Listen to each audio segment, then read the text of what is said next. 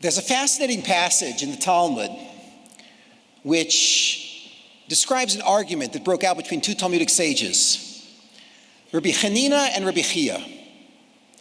Rabbi Hanina said that I am so brilliant that should the Torah ever be forgotten amongst the Jewish nation, with my hair-splitting analysis, I could recover the entire tradition and I could restore the Torah to the Jewish nation. Therefore, don't argue with me. Rabbi Chia responds, and Rabbi Chia says, you're going to argue with me? I took steps to ensure the Torah would never be forgotten from the Jewish nation. And then the Talmud tells the story. What did Rabbi Chia do which made great Talmudic sages like Rabbi Hanina, great educators like Rabbi Hanina, irrelevant to the survival of Torah in the Jewish nation? And here's what it says about Rabbi Chia. That Rabbi Chia went out and planted flax. And he harvested that flax. And he took the flax and he wove it personally into nets. And then he put out these nets and he caught deer. And he slaughtered the deer. And he took the skin of the deer and he stretched that and dried it into parchment. Meanwhile, he took the meat of the deer and he barbecued that meat and he fed it to 11 orphans.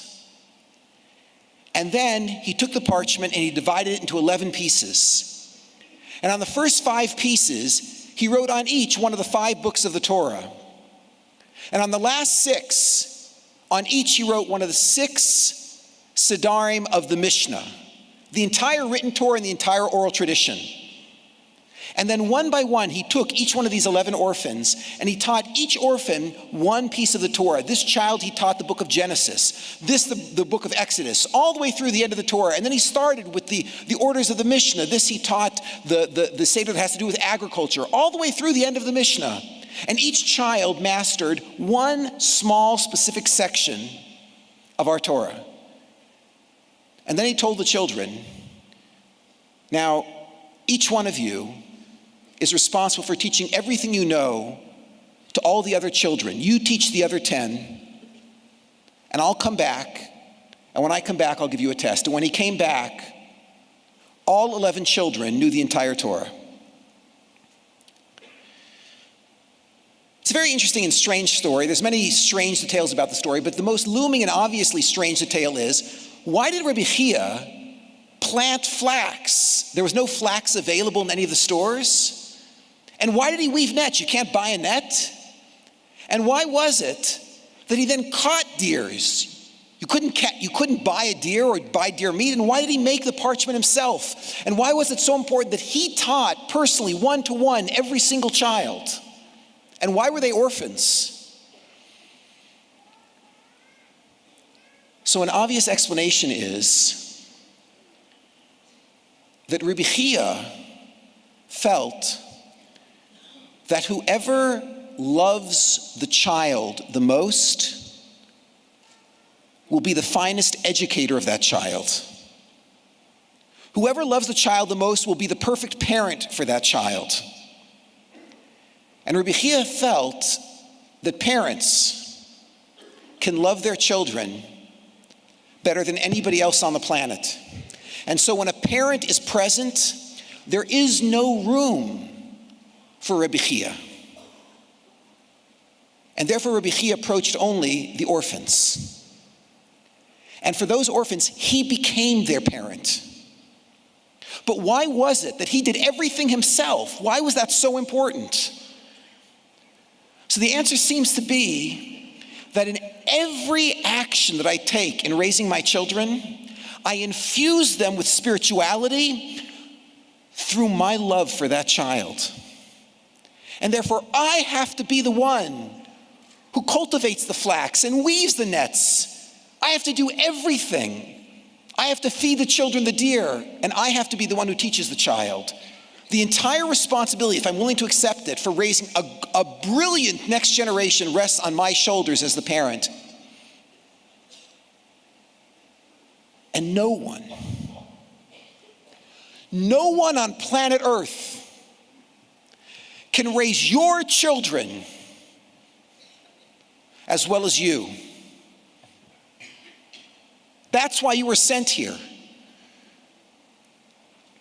There cannot be a Jewish future without a Jewish family. There cannot be a Jewish family without Jewish parents. And therefore, the primary challenge is the battle between we, the would-be parents of this generation, and all the voices that tell us that somebody else could do it better, that the job of parenting can be farmed out, that through tutors and babysitters, through child daycare, my children will grow up to be just fine, as if I did it. And it's a lie. And it's a terrible, terrible lie that we cannot give into. We have to have enough self-esteem and enough self-confidence to know that I'm the best parent on the planet for my kids. I'll leave you with a story and a plea. I recently was asked to consult with a school principal in New York, a man who I came to admire greatly during our 2-hour consultation. We spoke. And at the end of the 2 hours, he very proudly said, I built the school from the ground up. Would you like to go for a walk with me and see the school? And I said, I would love to. And this great educator took me on a tour of the entire massive plant that he had built for these children, an elementary school, a high school. And he walked me through and he showed me the pool and he showed me the play area and he showed me the classrooms and the science labs. And as we were finishing the tour, we were walking down a hallway and he stopped in the hallway and he stopped in front of a place at the wall and he almost began to cry. And he obviously wanted to tell me, and I said, what is this? And he said, when I built the school, I selected a contractor and I told the contractor I would like you to build the school for me according to the instructions of the builder, but I would beg of you, please, I don't want any foul language used anywhere in the building while the building is being constructed. Your workers cannot use any foul language. At which point the contractor laughed. And he said, if you can't do the job, I'll find somebody else. And the contractor said, I will do my best. And he said, more than that, I want you to patrol the halls and make sure that everything that is done in the yeshivas, the schools being built, I want it to be done al Tyrus HaKodesh. It should be in the most pure possible fashion. Not even a word of foul language in the building as it's being built. And the contractor said, I will be on site and I'll do my best. The rabbi told me he was walking down that hallway as they were building the wall of that hallway. And he heard a worker, as he was putting a brick into the wall, curse. And the rabbi ran and he got the contractor and he told the contractor what had happened and he brought the contractor back and he said, this is where it happened. And the contractor pulled aside the worker and said, I'm sorry, but I have to let you go. And the rabbi said, it's not good enough. And the rabbi pulled the brick out of the wall, put the mortar in again, and then he pushed the brick back in. He wanted every brick that went into that building to be built with purity and with love, because every brick matters. Every element of the entire parenting process matters. So I'll issue a plea, and I'll conclude with this plea to parents and to other educators. As parents, there is nothing that your children want more than your time. And there is no higher priority for the future than us giving them our time. We have to make this the number one priority in our lives, even if it means tremendous sacrifice for us, perhaps tremendous sacrifice financially, perhaps tremendous sacrifice professionally. But if there are no Rabbi, if there are no parents, there will not be a next generation of Jews. And I will offer a plea to educators as well, and there are many in the room.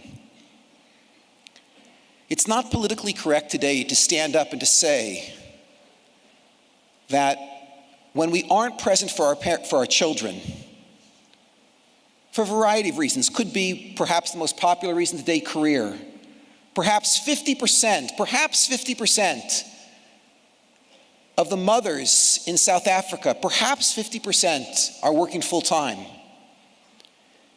Perhaps we can't make it today on a single salary, perhaps. But in the 1950s, when the average per capita income was about a third of today's average corrected per capita income, a tiny fraction of mothers were out working. And today, with far more wealth at our fingertips, far fewer of us can actually stay home full-time with our children. I would ask educators to echo this message, and even more important, the female educators who have a position and they're working and they're out there in public.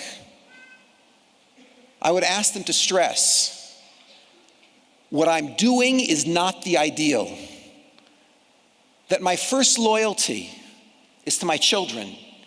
And you should know my work is a hobby. And the moment that my children need me, I am back home again. Because we as educators, more than anybody else on the planet, have to stress the message. If we are not there for our children, we teachers will have no one to teach. Looking out at the crowd at the Sinai and Dab, I can tell you, we will have a next generation to teach, a spectacular generation, and we will be great parents. And this is the sign of a very bright and great future. Thank you.